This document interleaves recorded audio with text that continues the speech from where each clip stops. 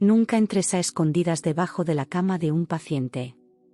Lo que vi esa noche en la habitación 7 me hizo cuestionar todo lo que creía saber sobre mi trabajo en el hospital.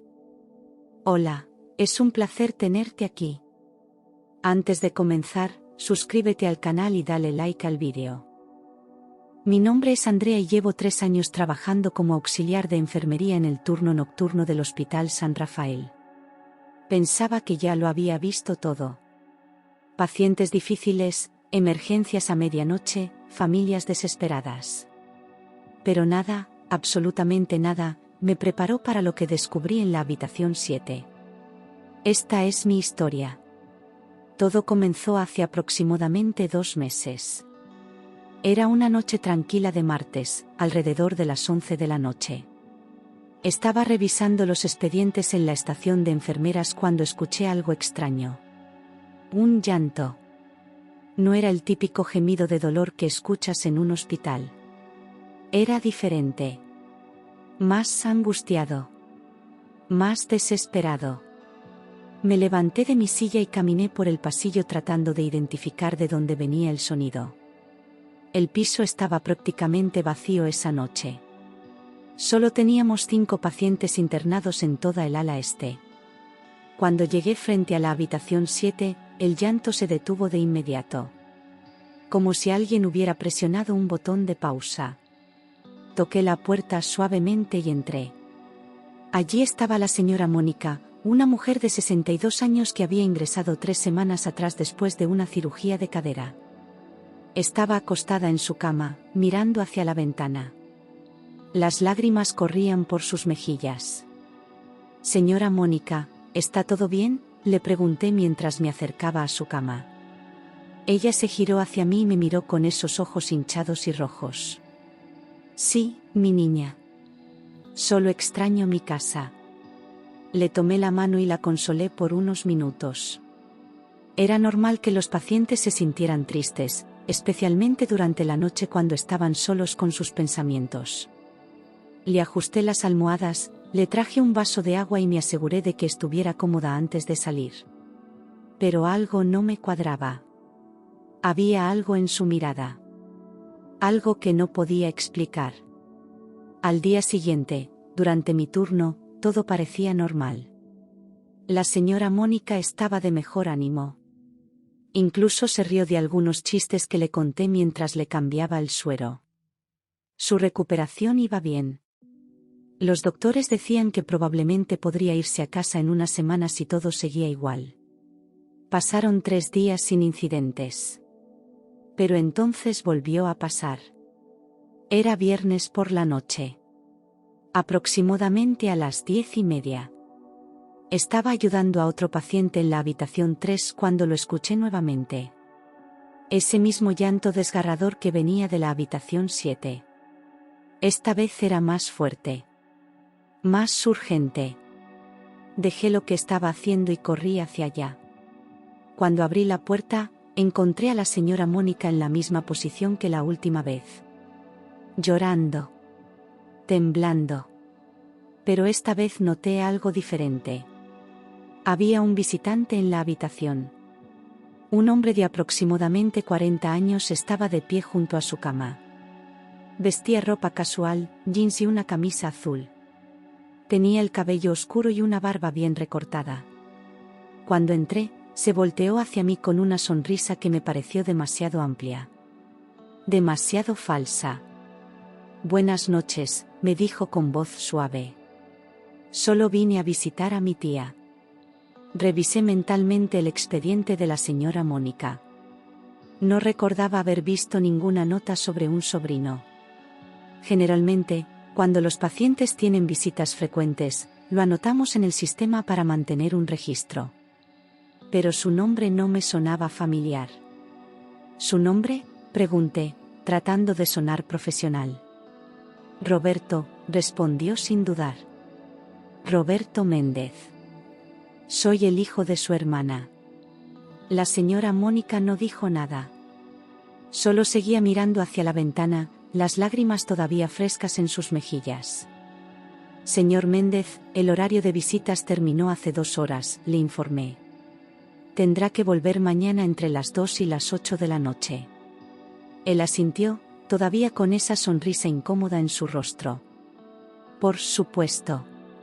Disculpe. Trabajo hasta tarde y este es el único momento que tengo para visitarla. Pero entiendo las reglas. Tomó su chaqueta de la silla y se despidió de la señora Mónica con un beso en la frente. Ella se estremeció ligeramente, pero no dijo nada. Cuando pasó junto a mí para salir, pude oler un perfume fuerte. Demasiado fuerte. Como si estuviera tratando de cubrir otro olor. Una vez que se fue, me acerqué a la señora Mónica. ¿Está todo bien? ¿Él la molestó? Ella negó con la cabeza rápidamente. No, no. Es solo que, me siento sola. Eso es todo. Pero yo sabía que había algo más. Lo podía sentir en mis huesos. Esa sensación incómoda que tienes cuando algo no está bien. Durante los siguientes días, empecé a prestar más atención a la habitación 7. Descubrí un patrón. Ese hombre, Roberto, venía casi todas las noches. Siempre después del horario de visitas. Siempre cuando había menos personal en el piso. Y siempre, sin falta, escuchaba el llanto de la señora Mónica después de que él se iba. Hablé con Clara, mi compañera del turno nocturno. Ella también había notado algo extraño. Esa habitación me da mala espina, me dijo mientras tomábamos café en la sala de descanso. Cada vez que paso por ahí en la noche, siento como si alguien me estuviera observando. ¿Has visto al visitante?, le pregunté. ¿Te refieres al tipo de la barba? Sí, lo he visto un par de veces. Siempre tiene esa sonrisa rara. ¿Y sabes qué es lo más extraño? Nunca lo veo entrar. Solo lo encuentro ya adentro de la habitación. Eso me preocupó aún más. Nuestro hospital tiene un sistema de seguridad bastante estricto. Después de las 9 de la noche, todas las entradas están cerradas excepto la principal, y allí hay un guardia que registra a todos los visitantes. Pero cuando le pregunté a Manuel, el guardia nocturno, sobre Roberto Méndez, él me miró confundido. No he registrado a nadie con ese nombre en las últimas semanas, me dijo mientras revisaba su libro de visitas. ¿Estás segura de que ese es su nombre? Completamente segura, respondí. ¿Cómo es posible que esté entrando sin que lo registres? Manuel se encogió de hombros. Quizás usa otra entrada. O tal vez es empleado del hospital y por eso no lo registro. ¿Revisaste si trabaja aquí? Esa fue una buena idea. Volví a mi piso y revisé la base de datos de empleados. Busqué Roberto Méndez. No había nadie con ese nombre trabajando en el Hospital San Rafael. Ni ahora ni nunca según los registros. Esto se estaba poniendo cada vez más extraño. Decidí investigar por mi cuenta. Empecé a hacer preguntas discretas. Hablé con las enfermeras del turno de día. Ninguna de ellas había visto a Roberto visitando a la señora Mónica durante el día. Solo aparecía por las noches. También revisé el expediente completo de la señora Mónica. Resulta que no tenía ningún familiar cercano registrado. Su esposo había fallecido hace 10 años. No tenía hijos. Y su única hermana vivía en otro país, en España, según las notas de admisión. Entonces, ¿quién era este Roberto que decía ser su sobrino? Una noche, alrededor de la 1 de la mañana, decidí quedarme cerca de la habitación 7. Me escondí en el cuarto de suministros que estaba justo al lado. Dejé la puerta ligeramente abierta para poder ver el pasillo. Esperé. Y esperé. Mis piernas empezaban a cansarse de estar de pie cuando finalmente lo vi. Roberto apareció caminando por el pasillo como si nada. No venía de la dirección de la entrada principal. Venía del otro extremo del pasillo. Del lado donde estaban las escaleras de emergencia. Se detuvo frente a la habitación 7, Miró hacia ambos lados del pasillo como si estuviera verificando que nadie lo viera, y entró. Esperé unos minutos y luego me asomé por la ventana de la puerta de la habitación. Las cortinas estaban parcialmente cerradas, pero podía ver sombras moviéndose adentro. Y luego lo escuché otra vez. El llanto de la señora Mónica. Mi primer instinto fue entrar de inmediato, pero algo me detuvo. ¿Qué tal si estaba en peligro? ¿Qué tal si este tipo era peligroso? Necesitaba saber exactamente qué estaba pasando antes de confrontarlo. Tomé mi teléfono y llamé a seguridad. Les pedí que enviaran a alguien discretamente. Mientras esperaba, seguí observando por la ventana. Roberto estaba hablando con la señora Mónica. No podía escuchar lo que decía, pero ella seguía llorando y movía la cabeza de lado a lado, como si estuviera diciendo no a algo. Manuel, el guardia de seguridad, llegó 5 minutos después. Le expliqué rápidamente la situación. Juntos entramos a la habitación. Roberto se giró sorprendido cuando abrimos la puerta. La señora Mónica estaba cubierta con su sábana hasta el cuello, temblando visiblemente. «Señor, necesito que venga conmigo», dijo Manuel con voz firme. «¿Por qué?» «Solo estoy visitando a mi tía», protestó Roberto, pero su sonrisa había desaparecido. «El horario de visitas terminó hace horas y no está registrado en recepción. Necesito verificar su identidad».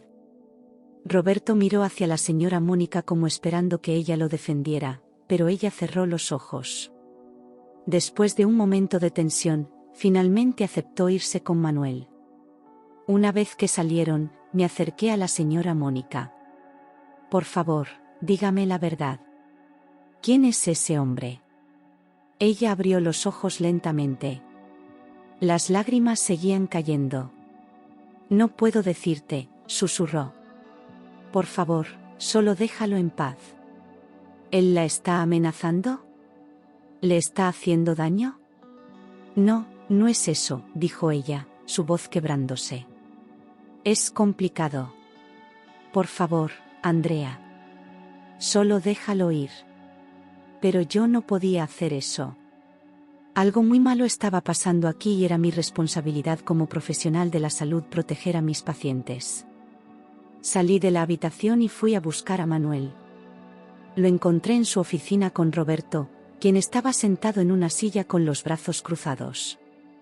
«No tiene identificación», me informó Manuel. «Dice que la dejó en su auto». «Eso es conveniente», respondí con sarcasmo. «Mira», dijo Roberto, su tono ahora más agresivo. «No estoy haciendo nada malo. Solo vengo a visitar a una amiga». «¿Es eso un crimen?»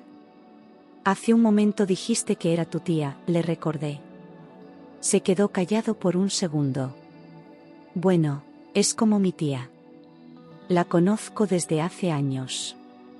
«¿Y por qué ella llora cada vez que vienes?» «Eso no es asunto tuyo», espetó. Manuel intervino. «Señor, o me muestra una identificación ahora o llamo a la policía».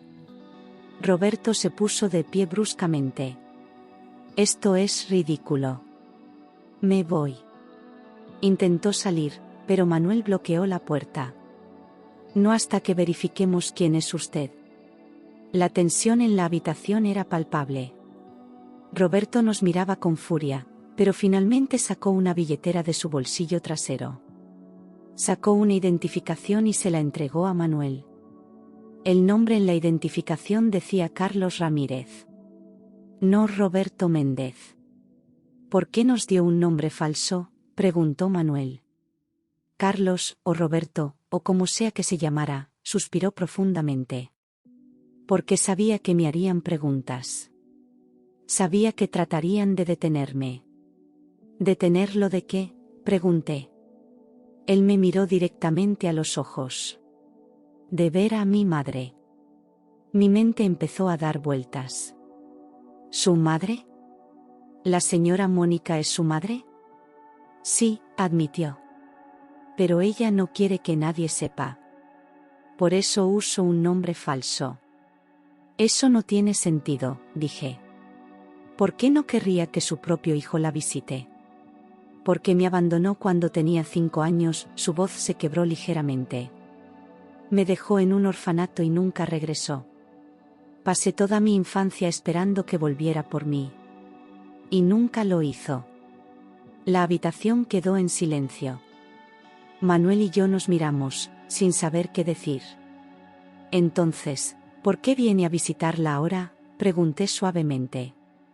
Porque me está muriendo, respondió Carlos, su voz apenas un susurro. Tengo cáncer terminal. Los doctores me dieron 6 meses. Y antes de morir, necesito saber por qué. Necesito saber por qué me abandonó. Mi corazón se partió al escuchar esto. Todo empezaba a tener sentido. Los llantos. La angustia de la señora Mónica. El secretismo. ¿Ella sabe que está enfermo?, pregunté. Carlos negó con la cabeza. No se lo he dicho. Cada vez que vengo, solo le pregunto por qué lo hizo. ¿Por qué me dejó? Pero ella nunca me da una respuesta real. Solo llora y me pide que me vaya. ¿Y por qué viene después del horario de visitas? Porque ella me pidió que lo hiciera, explicó. No quiere que nadie sepa que tiene un hijo. Dice que es muy vergonzoso. Que arruinaría su reputación. Manuel guardó su libreta. Esto es más complicado de lo que pensé. Yo estaba dividida. Por un lado, entendía el dolor de Carlos. Haber sido abandonado por tu madre y luego enfrentar una enfermedad terminal sin respuestas debe ser devastador. Pero por otro lado, estaba claro que estas visitas estaban causando un trauma emocional severo a la señora Mónica.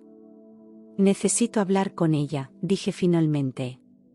Déjenme ver si puedo ayudar a resolver esto. Volví a la habitación 7.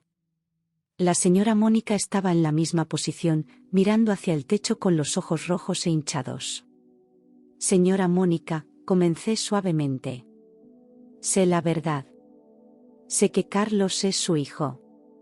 Ella cerró los ojos con fuerza. ¿Te lo dijo? Sí. Y también me dijo que lo abandonó cuando era niño. Una lágrima rodó por su mejilla. Yo era tan joven. Solo tenía 17 años cuando quedé embarazada. Mi familia me echó de la casa. El padre del bebé desapareció.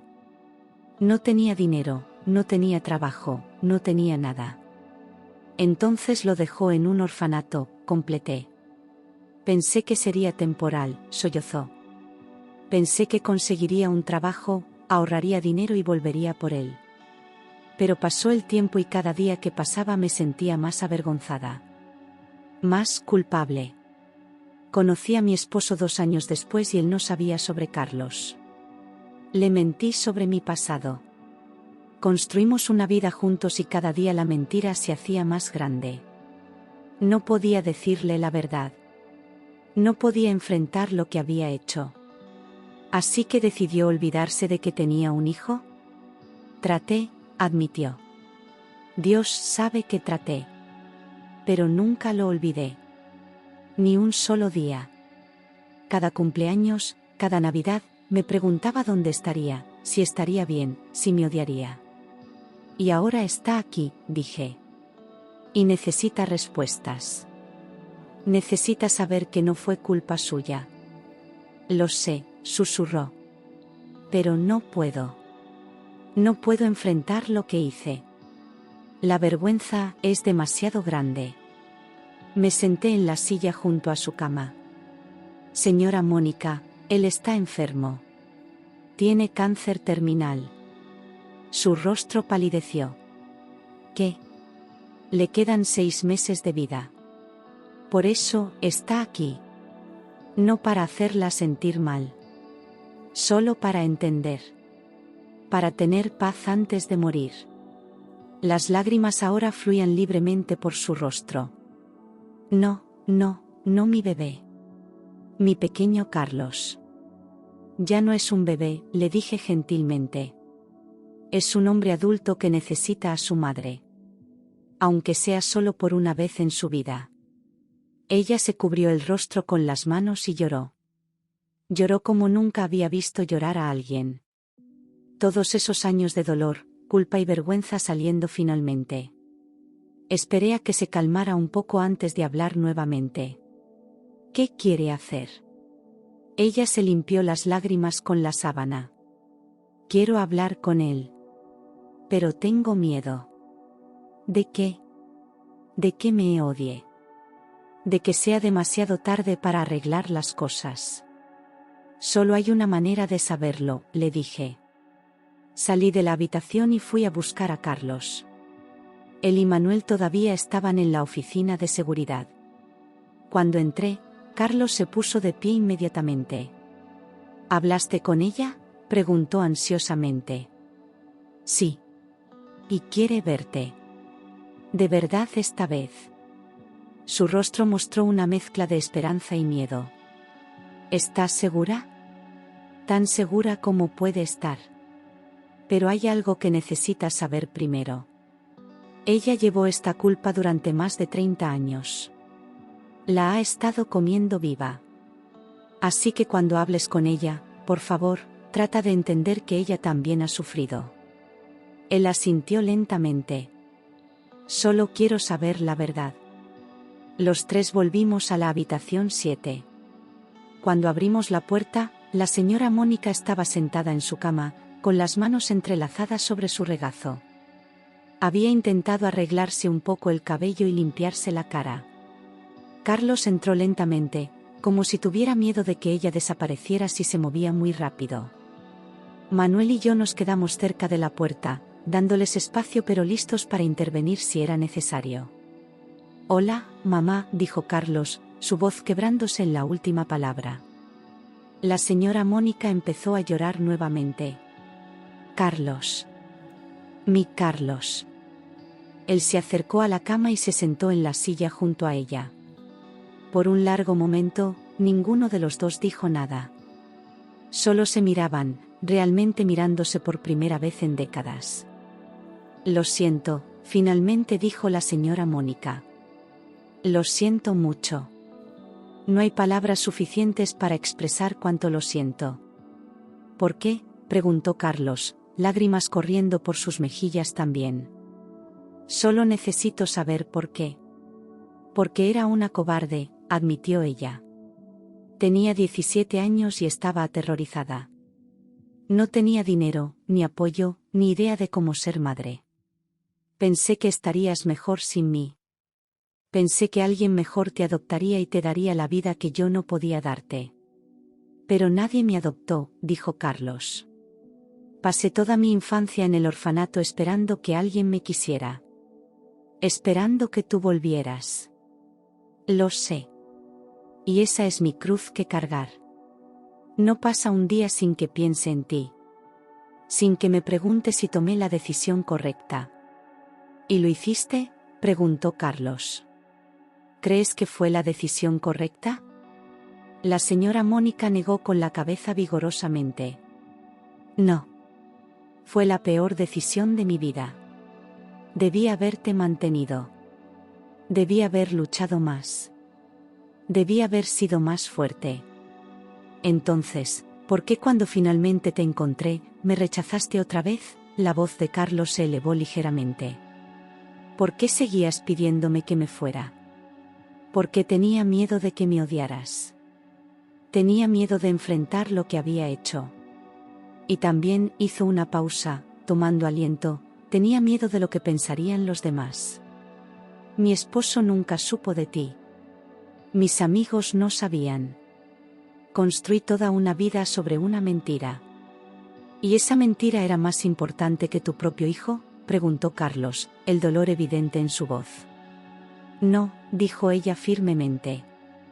Nunca fuiste menos importante. Fui yo quien fue débil. Fui yo quien eligió el camino fácil en lugar del camino correcto. Hubo otro momento de silencio. Manuel y yo intercambiamos miradas. Esto era profundamente personal y nos sentíamos como intrusos, pero tampoco queríamos dejarlos solos por si las cosas se salían de control. Tengo cáncer, dijo Carlos de repente. La señora Mónica jadeó. Lo sé. Andrea me lo dijo. Entonces sabes que no tengo mucho tiempo. ¿Cuánto?, preguntó ella, su voz apenas audible. 6 meses. Tal vez menos. Ella comenzó a sollozar nuevamente. No es justo. Finalmente te encuentro y ahora te voy a perder otra vez. Nunca me tuviste, señaló Carlos. No realmente. Lo sé. Y daría cualquier cosa por cambiar eso. Por volver atrás y tomar una decisión diferente. Carlos se quedó mirándola por un largo momento.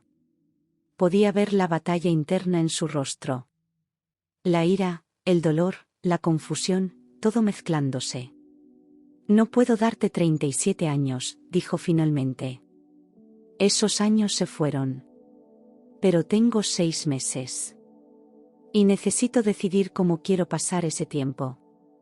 ¿Qué quieres decir?, preguntó la señora Mónica. Quiero decir que puedo pasar estos últimos meses odiándote por lo que hiciste. O puedo tratar de conocer a mi madre, aunque sea solo por un corto tiempo. La señora Mónica extendió su mano temblorosa hacia él. ¿Me darías esa oportunidad? ¿Después de todo lo que te hice? Carlos miró su mano por un momento antes de tomarla. No sé si puedo perdonarte completamente. Pero quiero intentarlo. Quiero saber quién eres. Quiero que sepas quién soy yo. Ella apretó su mano con fuerza. Gracias. Gracias por ser más fuerte que yo. Por ser mejor persona de lo que yo fui. En ese momento, algo cambió en la habitación. La tensión que había estado presente durante semanas finalmente comenzó a disiparse. No era una resolución completa, el dolor y las cicatrices de tantos años no desaparecen en una conversación. Pero era un comienzo. Manuel y yo decidimos que era momento de darles privacidad. Salimos de la habitación y cerramos la puerta suavemente detrás de nosotros. Nunca había visto algo así, dijo Manuel mientras caminábamos por el pasillo. Yo tampoco, admití. Y llevo 3 años trabajando aquí. ¿Crees que estarán bien? Espero que sí. Al menos ahora tienen la oportunidad de intentarlo. Volví a la estación de enfermeras y me senté en mi silla. Mi turno terminaba en 2 horas, pero sabía que no podría irme sin saber que estaban bien. Clara llegó con 2 tazas de café. ¿Qué pasó? Vi todo el movimiento, preguntó mientras me entregaba una taza. Le conté toda la historia. Desde el principio hasta el momento presente. Ella escuchó en silencio, sus ojos cada vez más grandes a medida que avanzaba la narrativa. Dios mío, dijo cuando terminé. Eso es increíble. Y terrible. Y hermoso todo al mismo tiempo. Lo sé, respondí, tomando un sorbo de café. No puedo dejar de pensar en todo el tiempo que perdieron. 37 años. Pero al menos ahora tienen 6 meses, señaló Clara. Eso es mejor que nada. Tenía razón. 6 meses no era mucho, pero era mejor que nunca tener la oportunidad de conocerse. Aproximadamente 1 hora después, la puerta de la habitación 7 se abrió. Carlos salió, y su rostro mostraba una mezcla de emociones. Se acercó a la estación de enfermeras. Gracias, me dijo. Gracias por no rendirte. Por hacer que esto sucediera. ¿Cómo está ella?, pregunté. Dormida. Estuvimos hablando por un largo rato y se agotó.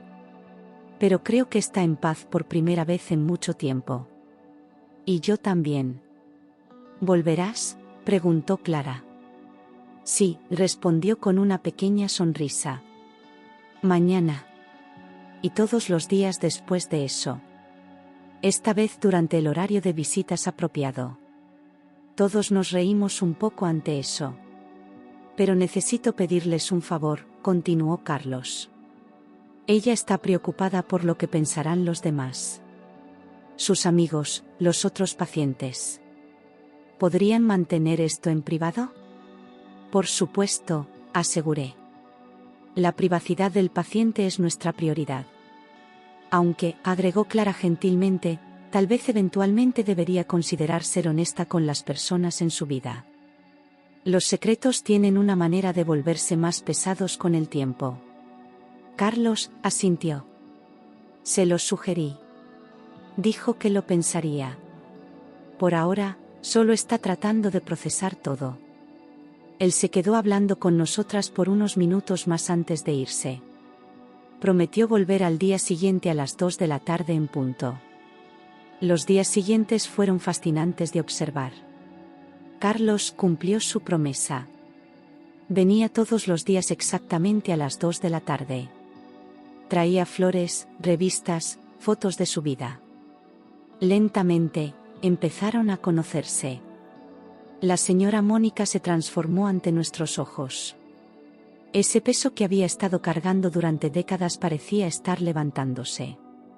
Sonreía más. Hablaba más. Incluso su recuperación física parecía acelerarse. Le conté a la doctora Ramírez, la médica a cargo, sobre la situación de manera general sin revelar los detalles específicos. Solo le dije que la paciente había tenido una reconciliación importante con un familiar. Eso explica mucho, dijo la doctora Ramírez. Su presión arterial ha bajado significativamente y está durmiendo mejor. El bienestar emocional tiene un impacto enorme en la recuperación física. Aproximadamente una semana después de aquella noche, la señora Mónica estaba lista para irse a casa. Pero había un problema. Ella vivía sola en un apartamento pequeño y con su movilidad limitada después de la cirugía, necesitaba ayuda. Carlos se ofreció de inmediato. Puedo quedarme con ella. Puedo ayudarla con lo que necesite. Pero la señora Mónica estaba nerviosa. ¿Qué dirán los vecinos? ¿Qué pensarán cuando vean a un hombre quedándose en mi apartamento? Mamá, dijo Carlos, y todavía me emocionaba escucharlo llamarla así, tarde o temprano tendrás que decirle a la gente la verdad. O puedes seguir viviendo con miedo de lo que piensen los demás. Ella consideró esto por un largo momento. Tienes razón. Es solo que, es difícil después de tanto tiempo. Lo sé. Pero estaré allí contigo. No tienes que enfrentarlo sola. Finalmente, ella aceptó. El día que fue dada de alta, Carlos vino a recogerla con una silla de ruedas. Mientras los ayudaba a prepararse para irse, la señora Mónica me tomó de la mano. Gracias, Andrea. No solo por cuidar de mí físicamente, sino por cuidar de mi corazón también. Solo hice mi trabajo, respondí, aunque ambas sabíamos que había sido más que eso. No, insistió. Hiciste mucho más. Me diste el valor para enfrentar mi pasado. Para finalmente ser honesta. Después de que se fueron, la habitación 7 se sintió extrañamente vacía. Había estado tan llena de emoción y drama durante semanas que ahora parecía solo una habitación de hospital normal. Pero mi historia con la señora Mónica y Carlos no terminó ahí. Aproximadamente 2 semanas después, recibí una llamada en mi día libre. Era la señora Mónica. Andrea, ¿podrías venir a visitarme? Hay algo que quiero mostrarte. Por supuesto que acepté. Me dio su dirección y al día siguiente fui a su apartamento. Cuando llegué, Carlos abrió la puerta.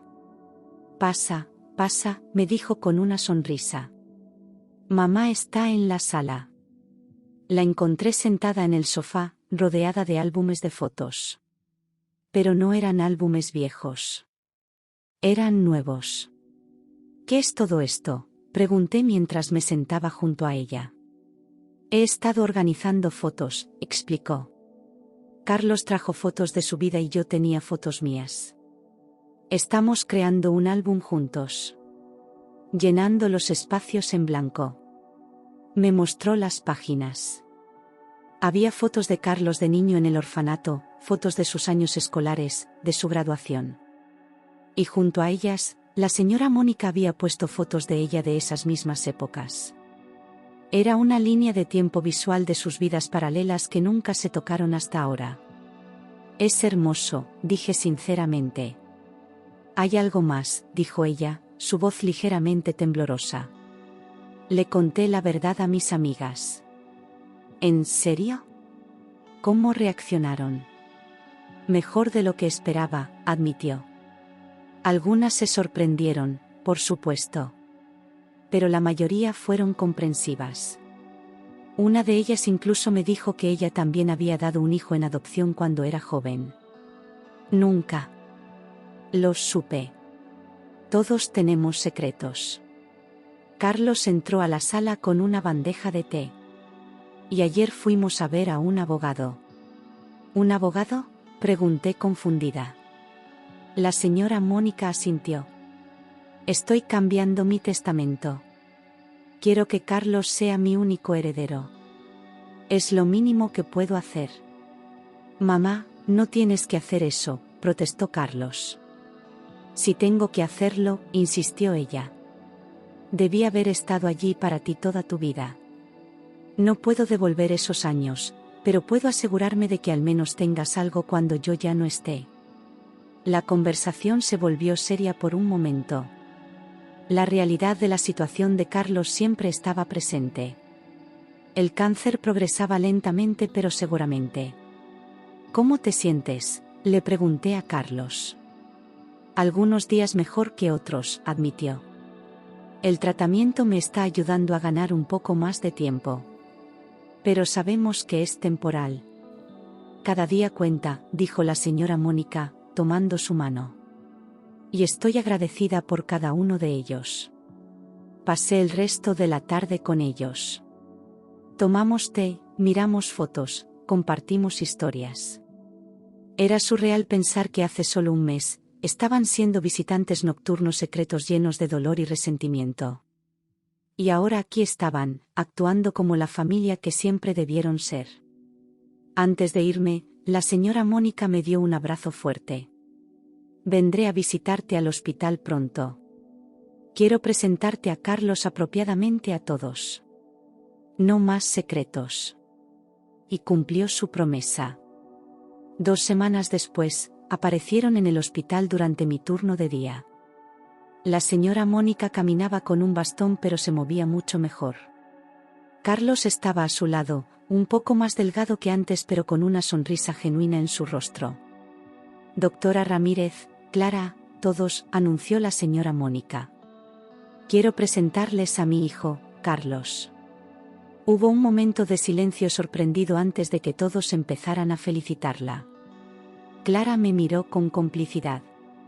Ella era la única otra persona en el piso que conocía toda la historia. Durante los siguientes meses, la señora Mónica y Carlos se volvieron parte regular de nuestra comunidad del hospital. No como pacientes, sino como amigos. Traían pasteles para el personal, participaban en eventos de caridad del hospital, incluso ayudaban a consolar a otros pacientes y familiares que estaban pasando por momentos difíciles. Nosotros sabemos lo que es el arrepentimiento, me dijo una vez Carlos. Y no queremos que nadie más pierda tiempo como lo perdimos nosotros.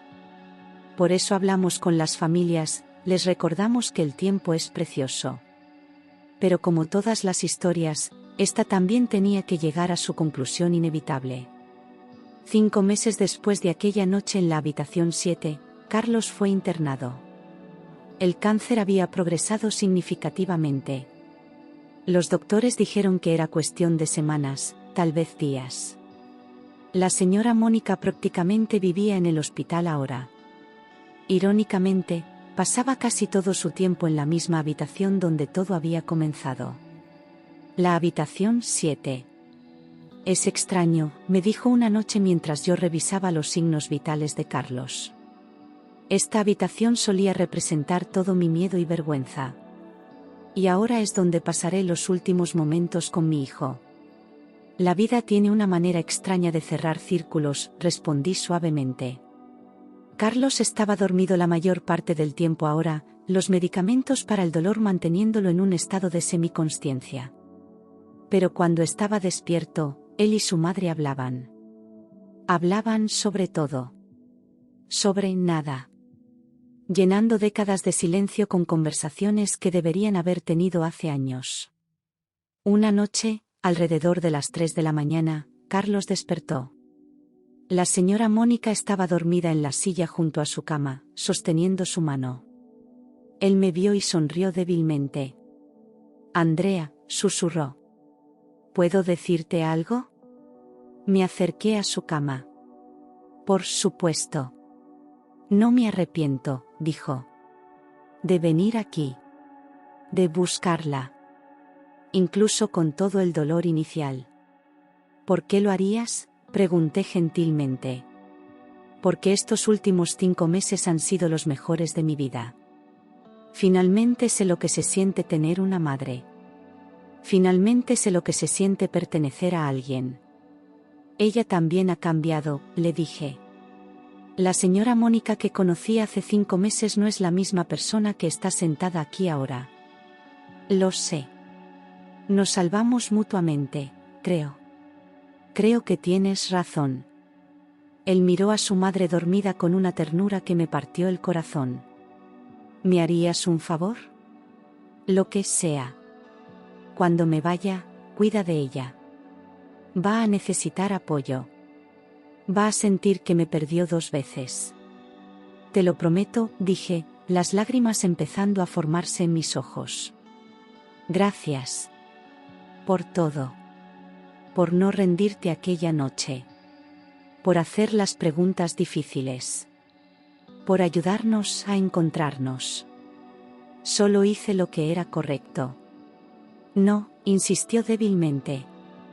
Hiciste más que eso. Viste más allá de lo obvio.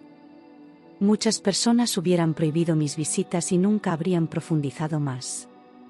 Nos quedamos en silencio por un momento antes de que él volviera a quedarse dormido. Carlos falleció 3 días después. Fue pacífico. Estaba rodeado de amor. La señora Mónica estaba a su lado, sosteniéndolo, diciéndole todas las cosas que debió haberle dicho hace 37 años. El funeral fue pequeño pero significativo. Yo asistí, al igual que Clara, Manuel y la doctora Ramírez.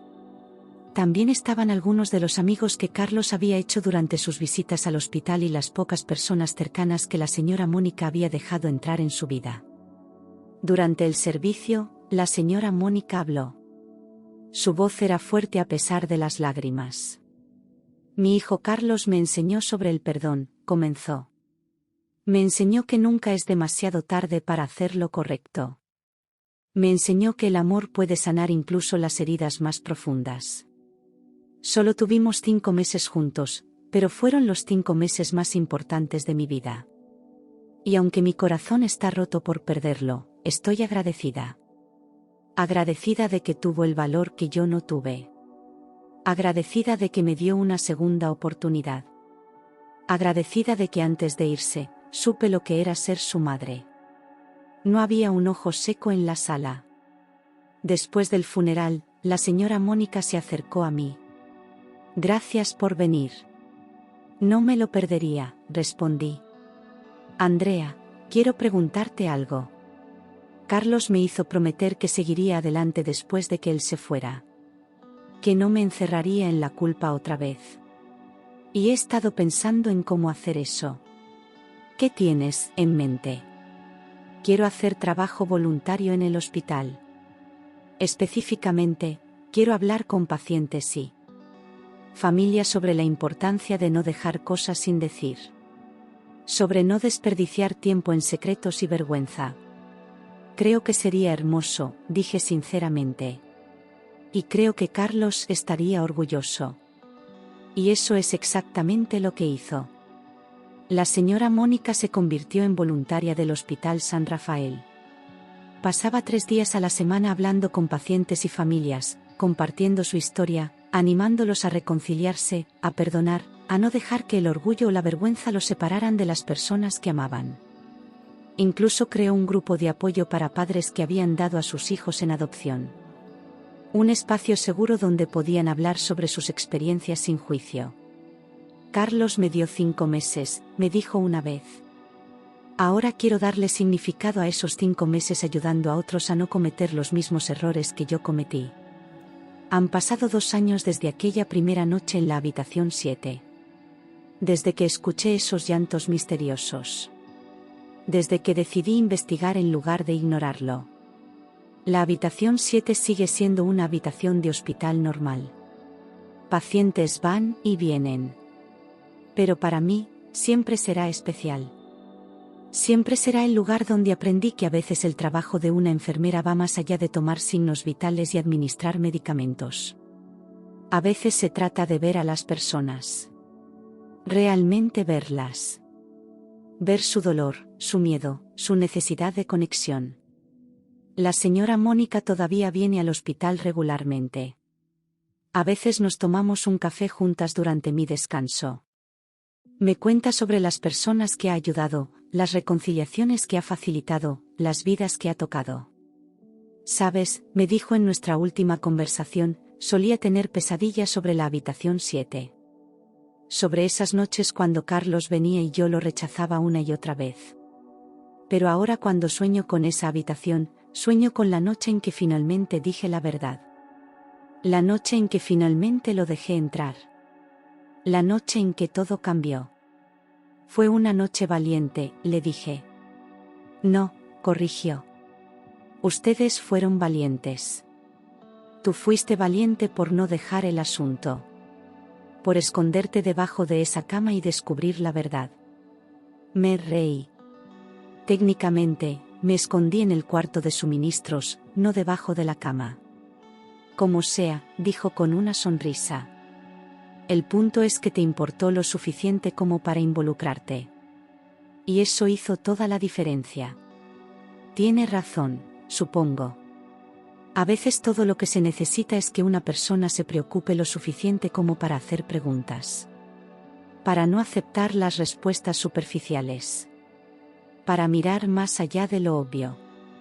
Nunca sabré qué habría pasado si no hubiera investigado esos llantos en la habitación 7. Si hubiera asumido que la señora Mónica solo estaba triste por estar en el hospital. Si hubiera dejado que Carlos fuera expulsado sin escuchar su historia. Pero sí sé esto, una madre y un hijo que habían perdido 37 años finalmente se encontraron. Tuvieron 5 meses de amor, comprensión y sanación. Y aunque 5 meses no es mucho tiempo, fue suficiente. Fue suficiente para cambiar ambas vidas. Fue suficiente para crear un legado que continúa ayudando a otros incluso ahora. La habitación 7 me enseñó que el dolor a menudo se esconde detrás de puertas cerradas. Que la gente lleva secretos que los están matando lentamente. Y que a veces, solo a veces, todo lo que necesitan es que alguien se preocupe lo suficiente como para abrir esa puerta y decir, puedo ayudar. Así que esa es mi historia. La historia de la habitación 7. La historia de una madre y un hijo separados por décadas de vergüenza y reunidos por la persistencia de una enfermera que se negó a ignorar su instinto. Todavía trabajo en el turno nocturno del Hospital San Rafael. Todavía hago mis rondas, reviso signos vitales, administro medicamentos. Pero ahora también escucho. Realmente escucho. Porque aprendí que los pacientes no solo necesitan atención médica. Necesitan que alguien vea su humanidad completa. Su dolor emocional además del físico. La señora Mónica dice que la salvé. Pero la verdad es que ella también me salvó a mí. Me mostró que mi trabajo significa más de lo que pensaba. Que puedo hacer una diferencia real en las vidas de las personas, no solo en sus cuerpos sino en sus corazones. Y cada vez que paso por la habitación 7 ahora, sonrío. Porque ya no es la habitación de los llantos misteriosos y el dolor oculto. Es la habitación del perdón. La habitación de la reconciliación. La habitación donde aprendí que nunca es demasiado tarde para hacer lo correcto.